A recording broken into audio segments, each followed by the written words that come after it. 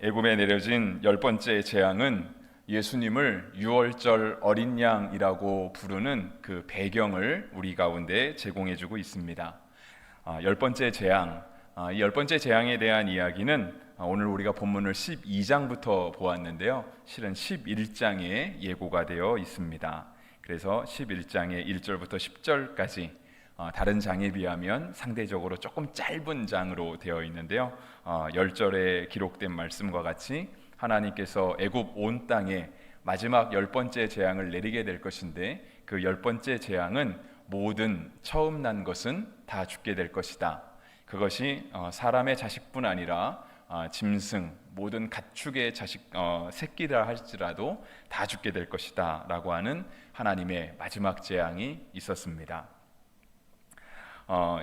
예수님을 유월절 어린 양이라고 부르는 것은요, 예수님이 돌아가신 십자가에 못 박혀 죽으신 때가 바로 오늘 제정되는 유월절에서부터 시간이 흐르고 흘러서 신약 시대까지 내려왔을 때 바로 그때까지도 지켜지던 유월절이었기 때문에 그렇습니다. 우리에게 그렇게 어려운 느낌이거나 처음 듣는 생소한 그러한 말들은 아니실 줄 압니다. 6월절은요, 말 그대로 이렇게 넘어가고 넘어가는 날입니다.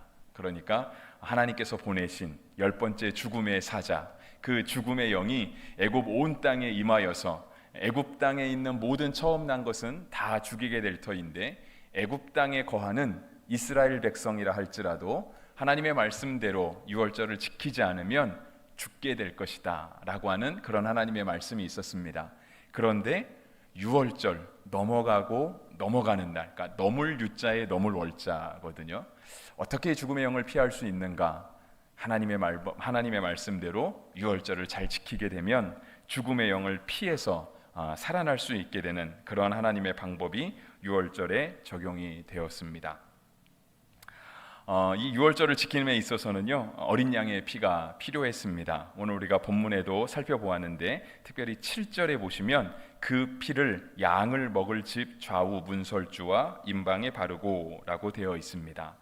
그러니까 하나님께서 죽음의 영에서부터 이스라엘 백성을 넘기시고 살리시는 방법은 무엇이냐면 좌우 설주와 임방에 어린 양의 피를 바르는 것이었습니다.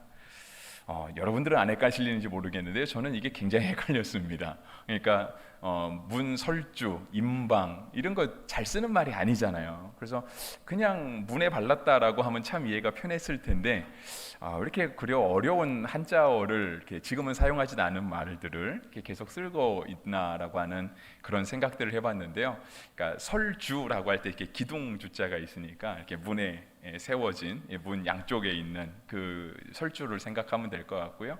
임방은 이렇게 위로 가로지르는, 그래서 문에 볼 때 이렇게 문을 사방으로 둘러서 다 어린 양의 피를 발라야만 하는 그런 살아나는 길, 하나님이 제시한 길이 있었습니다. 이것은 말 그대로 하나님께서 제시한 길이었습니다. 그러니까 사람이 이제 마지막 재앙이 올 거야, 다 죽는데, 그런데 지금까지 9가지의 재앙이 행여나도 조금 말한 것과 차이가 있게 임했거나 조금 더디게 왔거나 아니면 오지 않은 게 9개 중에 하나라도 있다라고 한다면 설마 다 죽겠어? 뭐 10개, 온 이스라엘의 장자뿐 아니라 짐승의 새끼까지 다 죽겠어라고 의심해 볼 수는 있겠지만, 하나님께서 내리신 그 전에 있는 9가지의 재앙이 하나도 피하지 않고 다 하나님의 말씀대로 이루어졌거든요. 그러니까 이 10번째 재앙도 이루어질 거라고 믿는 것이 너무 당연한 겁니다. 그런데 하나님께서 그 이스라엘 백성뿐 아니라 애굽의 백성들까지도 재앙을 내리시는 이런 하나님의 심판에 있어서 하나님은 살아날 길도 구원받을 길도 함께 제시해 주시는 하나님이십니다.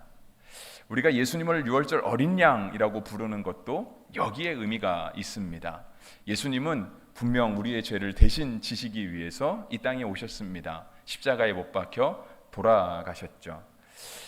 죄로 죽어야만 하는 그러한 인생 속에, 그러한 세상 속에 하나님은 심판을 예언하기도 하시지만 심판만 예언하고 끝나시는 하나님이 아니라 하나님의 방법대로 살아날 수 있는, 하나님이 제시하시는 구원의 길이 있다라고 하는 것입니다.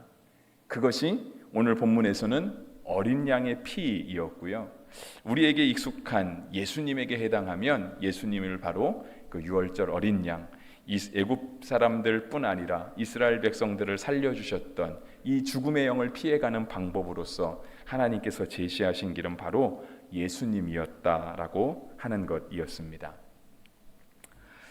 이 유월절에는요 지켜야 될 것이 있었습니다. 그러니까 하나님이 제시하신 살아남는 방법이잖아요. 물론 하나님께서 제시하신 죽음을 피할 수 없는 길도 있었습니다. 죄된 인생, 하나님의 말씀에 순종하지 않는 마음이 강팍한 사람들, 하나님의 심판이 임할 것이다 라고 하나님 하셨지만, 하나님은 분명 하나님의 방법대로 살아날 수 있는 길도 제시해 주셨다라고 하는 거예요. 그걸 지켜야 살아날 수 있습니다. 그것을 지킨다라고 하는 말은 뭐냐면 지키기 위해서 해야 될 것이 있고 하지 말아야 될 것도 있다라고 하는 거예요. 그래서 오늘은 이 6월절에 지켜야 될 것들 한 3가지 정도만 살펴보려고 합니다. 그리고 기도하려고 하는데요. 오늘 본문 말씀 12장 2절 말씀에 보시면 이 달을 너희에게 달의 시작 곧 해의 첫 달이 되게 하고 라고 적어져 있습니다. 그러니까 하나님께서 이스라엘 백성들을 죽음에서부터 살아날 수 있는 그 길을 제시하시는 거예요. 근데 그 길을 제시하시는, 그래서 이 하나님 말씀에 순종해서 어린 양의 피를 바르고 우리가 죽지 않고 살아나게 된 이 날을 하나님께서는 뭐라고 하시냐면 한 해의 시작으로 삼아라 라고 말씀하십니다. 물론 6월절이 1월 1일은 아닙니다. 오늘 성경에 보면은요, 오늘 본문에는 열흘째 날에 이제 어린 양을 잡아라라고 되어 있고, 6절에 보시면 열 나흔 날까지 간직하였다가 해질 때 이제 그것을 잡아서 먹는 거예요. 그러니까 어린 양을 열흘째 날 취하고 잘 보관했다가 열 나흘째 날 이제 6월절을 지키는 겁니다. 6월절이 1월 1일은 아니었지만 하나님께서는 이스라엘 백성들을 살려주신 이 날이 곧 그 해의 시작이 되면 좋겠다. 너희가 죽지 않고 살아나게 된 이 날을 우리의 삶의 새로운 시작점으로 삼아라 라고 말씀하신 것입니다. 우리가 예수님을 믿게 되었다라고 한다면 우리는 그러한 말을 합니다. 나는 예수 믿어 라고 하는 말로만 끝나지 않고요, 나는 천국 갈 거야, 나는 구원받았어 라고 하는 그런 의미들로 함께 이야기를 하고 있습니다. 그냥 단지 예수 믿는다는 의미가 나 주일날 되면 교회 가, 그것만으로 끝나지 않는 거죠. 물론 겉으로 드러나는 것은 그겁니다.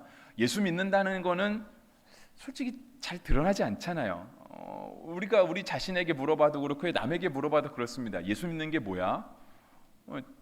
마땅히 할 말이 없습니다. 가장 쉽게 할 수 있는 말이 그거거든요. 나 교회 다녀, 그거예요. 근데 교회 다니는 것 자체는 그냥 우리에게 표면적으로 보이는 것 뿐이죠, 그죠? 표면적으로 보이는 것 뿐이에요. 그런데 정말 예수님 믿게 된다라고 한다면은요, 그것으로 말미암아 새로운 시작이 있어야 된다라고 하는 것입니다. 구원은 우리의 삶의 종착점이 아니에요. 열심히 살다가 나 구원받았어, 오케이 이제 인생 끝, 이렇게 되는 것은 주님께서 우리를 구원하신 참된 목적이 아니다라고 하는 것입니다. 우리가 간혹 이제 사순절이 되면은요, 예수님의 십자가를 묵상하면서 예수님의 십자가 양쪽에 함께 매달렸던 강도를 생각하게 됩니다. 근데 누가복음에 보면 특별히 한 강도는 마지막에 정말 기회를 잘 잡은 건지 예수님 앞에 회개하는 모습을 보이죠. 그리고 자신을 꼭 기억해 달라고, 정말 예수님이 천국에 임할 때, 당신의 나라에 임할 때 나를 좀 기억해 주십시오라고 하면서 주님의 긍휼을 구하는 장면이 나옵니다. 그런데 어쩌면 우리가 생각할 때, 야, 그 사람 참 좋겠다, 어쨌든 천국 갔으니까 평생을 자기 하고 싶은 거 다 하고 마지막 죽는 순간에 예수님도 믿고, 그리고 그 예수님 믿었다라고 하는 것에 대해서 너 예수님 믿었으니까 천국 갈 거야, 너가 여기서 인생은 끝날지 모르지만 앞으로 너의 삶이 새롭게 시작될 거야 라고 하는 그 확신 있잖아요. 확신, 난 죽으면 천국 갈 거야 라고 하는 확신을 예수님이, 구원의 근원이 되시는 유월절 어린 양 되시는 예수님이 옆에서 바로 대답해 주신 거잖아요. 예수님이 직접 대답해 주셨으니까 그거보다 확실한 구원의 확신이 어디 있겠습니까? 그렇게 생각하면 이 사람은 정말 세상에 이런 행운아가 있을까라는 생각이 들지만 실은 예수님 믿고 천국을 가는 것, 그 확신을 갖는 것, 이제 우리가 구원받은 삶을 살아가는 건요, 인생의 마지막에 이루어질 일은 결코 아니다라고 하는 거예요. 성경이 제시하는 건 뭐냐면 우리가 예수님을 믿게 되는 것, 그래서 교회 다니는 걸로 표현할 수도 있고 뭐로도 다 표현할 수 있겠지만 우리가 예수님 믿고 구원받게 된 거는요, 우리의 삶에 새로운 획을 긋는 거고요, 거기서부터 이제는 무언가가 새롭게 시작되는 거예요. 삶의 변화가 일어나기 시작하는 거죠. 물론 이 변화도 어쩌면 쉽게 못 찾을 수도 있습니다. 그러니까 교회를 갔다 오기 전의 삶과 교회를 갔다 온 삶이 크게 변화가 안 보일 수는 있어요. 하지만 분명 그 안에 분명한 동기는 있어야 되는 거예요. 그 마음에 분명한 변화는 시작되어야 되는 거예요. 예수님 믿고 난 다음부터 내가 믿기 전에도 학교 다니고 믿은 다음에도 학교 다니고, 믿기 전에도 일하고 믿고 난 다음에도 일하고, 믿기 전에도 새끼 먹고 안 믿은 다음에 새끼 먹고 믿은 다음에도 새끼 먹고, 삶은 다 똑같지만 실제로 그 안에서 일어나는 영적인 새로운 출발들이 있어야 된다라는 것입니다. 그것이 생각의 전환으로 오는 거예요. 가치관의 변화가 일어나게 되는 것이죠. 예수님을 믿고 새롭게 삶을 살아가는 사람의 가치관과 예수님을 믿지 않고 그냥 세상에 흘러가는 대로 살아가는 사람의 가치관은 분명 다른 것입니다. 여기에 변화가 있어야 되는 거예요. 삶의 습관이 배역에 있어서 말은 쉽게 안 바뀔 수 있습니다. 행동은 쉽게 안 바뀔 수 있어요. 우리가 갑자기 예수 믿었다고 해서요, 갑자기 새벽 5시에 눈이 떠지는 건 아니에요. 우리가 예수 믿었다고 해서요, 안 읽히던 성경이 갑자기 막 눈이 떠져서 성경이 읽히는 것도 아닙니다. 그런데 적어도 우리의 마음 가운데 생각의 변화, 가치관의 변화, 내가 예전에 살던 대로 사는 길이 결코 잘 사는 길이 아니었구나, 내가 예전에 좋은 직장을 가져야 되고 돈을 많이 벌어야 되고 세상에서 권력을 가져야 되고 했던 그런 것들이 나를 위한 거였다라고 한다면 이제부터는 예수 그리스도를 위한 것으로, 하나님 나라를 위한 것으로 바뀌어갈 수 있어야 한다는 거예요. 그리고 그거를 바라보기 시작하면 이 땅에서의 그 어떠한 성취, 이 땅에서 우리가 얻어가는 그 모든 것, 그런 것들은 예전만큼 가치가 없어지게 되는 것이죠. 그래서 유월절, 예수님께서 우리에게 허락하신 구원, 하나님께서 이스라엘 백성을 살리시는 이 방법, 이 유월절을 지내게 되면 이스라엘 백성들에게는요, 새로운 해가, 새로운 삶이 선포되어야 하는 것입니다. 또 하나 유월절이 우리에게 의미가 있는 것이 있어요.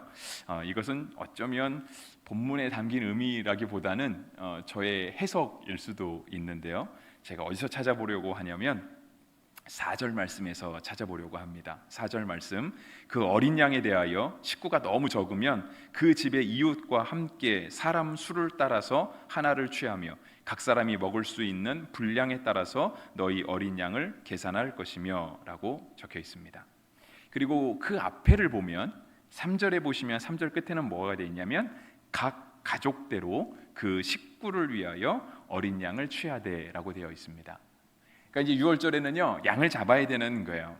정말 흠없고 깨끗한 어린 양을 잡아서 이 어린 양의 피를 문에 바름으로 말미암아 우리가 살아나야 되는 거예요. 새로운 한 해가 시작되고 새로운 삶이 시작돼야 되는 거예요. 그래서 반드시 양은 잡아야 됩니다. 근데 양을 잡을 때 가족을 생각해야 되는 거예요. 우리 식구를 생각해야 되는 겁니다. 우리 식구 몇 명이지? 양 한 마리 잡으면 얼마나 먹을 수 있지? 우리는 식구가 많으니까 한 마리 잡아서는 안 될 것 같으니까 조금 더 잡아야 되겠다. 아니면 우리는 식구가 너무 없으니까 우리가 다 못 먹으니까 식구가 적은 옆에 이웃도 생각해야 되겠다 라고 하는 그런 숫자를 계산하는, 식구와 이웃을 생각하는 그것이 유월절 어린 양을 잡는 것에 담겨져 있습니다. 추석을 지내면서 그런 생각을 해봤어요.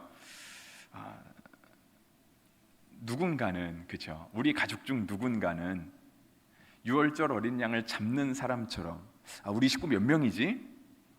우리 식구가 구원받기 위해서 고기를 얼만큼 준비해야 되지? 피를 얼마나 발라야 되지? 물론 성경은 거기에 대해서 아주 명확하게 얘기하고 있지 않습니다. 그러니까 막 점을 찍어서 조금만 바르는지, 아니면 정말 이렇게 막 피 냄새가 진동을 하게끔, 그러니까 속된 말로 이렇게 피비린내라고 하죠. 피비린내가 진동을 하게끔 많이 발라야 되는지 그것까지는 잘 모르겠습니다. 하지만 분명 누군가는 그 양을 잡을 때 우리 가족을 생각해야 된다라고 하는 거예요. 근데 우리 가족을 생각하는 데 있어서 가족의 숫자가 많고 적음에 따라서 이웃까지도 생각할 수 있어야 된다라고 하는 것입니다. 우리 가족 중 누군가는 깨어 있어야 한다라고 하는 거예요. 우리 가족 중 누군가는 하나님이 베푸신 이 구원의 길에 민감하게 깨어 있어야 된다라고 하는 겁니다. 이스라엘 백성은 총 12개의 지파가 있었습니다. 야곱의 12아들들을 따라서 했죠. 그 중에 한 지파가 제사장 지파로 섬기게 되었습니다. 바로 레위 지파. 그 레위 지파는 이스라엘 전체를 대표하는 그 역할을 가지고 있었습니다. 이제는 우리가 지파를 따라서 살지는 않습니다. 우리 가운데 레위 지파가 있는 것도 아니고요. 하지만 우리 가족 중 누군가는 마치 하나님께 성별된 레위 지파처럼 어린 양을 잡기 위해서 가족을 생각하는 사람처럼 누군가는 깨어 있어야 하지 않겠냐라고 하는 것입니다. 그래서 제가 아까 저의 해석을 조금 곁들였다 그랬잖아요. 그래서 그런 생각이 들더라고요. 우리 중에 누군가는 주일 예배를 빠지지 않고 잘 드릴 수 있어야 되고, 우리 가족 중 누군가는 가족을 대표해서 하나님께 좀 헌신할 수도 있어야 되고, 우리 가족 중 누군가는 그래도 좀 새벽을 깨우는 사람도 있어야 되겠고, 우리 가족 중 누군가는 다 기도 안 해도 나는 좀 기도해야 될 것 같고, 그런 사람들이 우리 가족마다 한 명씩 있으면 참 좋겠다라고 하는 생각을 해봤습니다.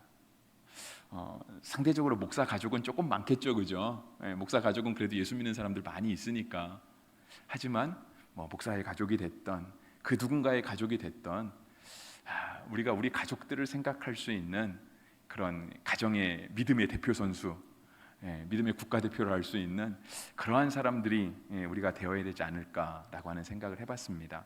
분명 누군가는 유월절 어린 양을 잡아야 돼요. 그 피를 발라야 됩니다.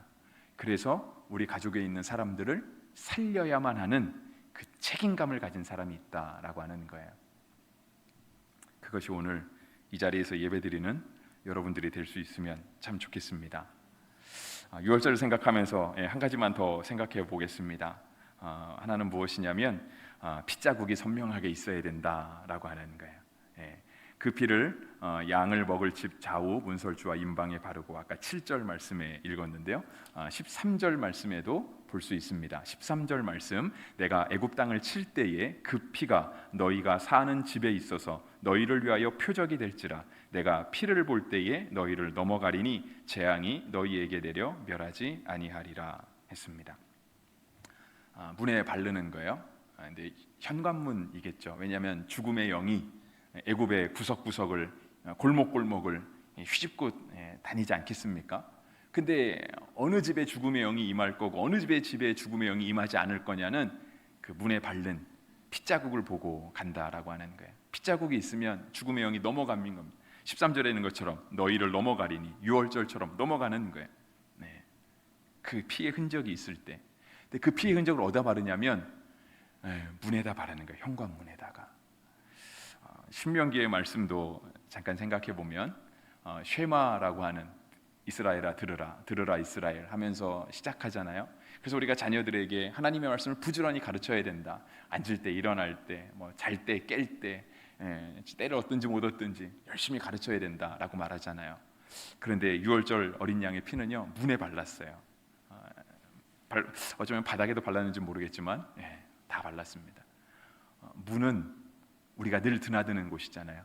여러분 교회에 오기까지 몇 번의 문을 통과하셨어요? 적어도 집에 현관문 한번 통과하셨을 거고, 교회에 들어오는 입구를 통과하셨을 거고, 그렇죠? 여기 예배당에 들어오는 문도 통과하셨을 거잖아요.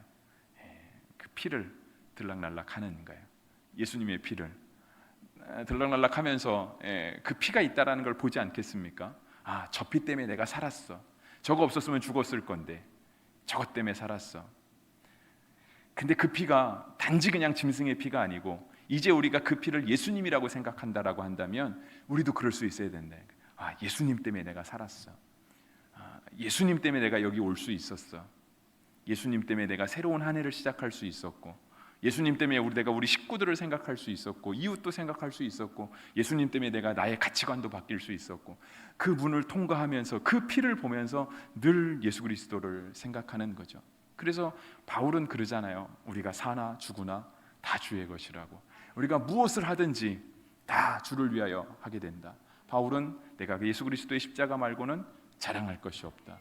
왜냐하면 그분을 맨날 드나드는데 그 피를 보면서 내가 저 피 때문에 살아간다고 내가 오늘도 감각적으로 느끼고 있는데, 우리 가운데 예수 그리스도가 그렇게 존귀하게 되는 것은 너무나 자연스럽고 당연한 일이라고 하는 것입니다. 하나님께서 유월절 어린 양을 잡으라 말씀하시고 그 피를 발라라 라고 말씀하시면서 하나님께서 오늘 우리에게 가르쳐 주시는 거예요. 우리는 예수님 때문에 사는 사람들이다. 우리는 구약을 살지 않잖아요. 여러분, 우리가 다시 애굽에 가서 유월절 어린 양이 죽음의 영을 경고 그런 거 아니잖아요. 그죠?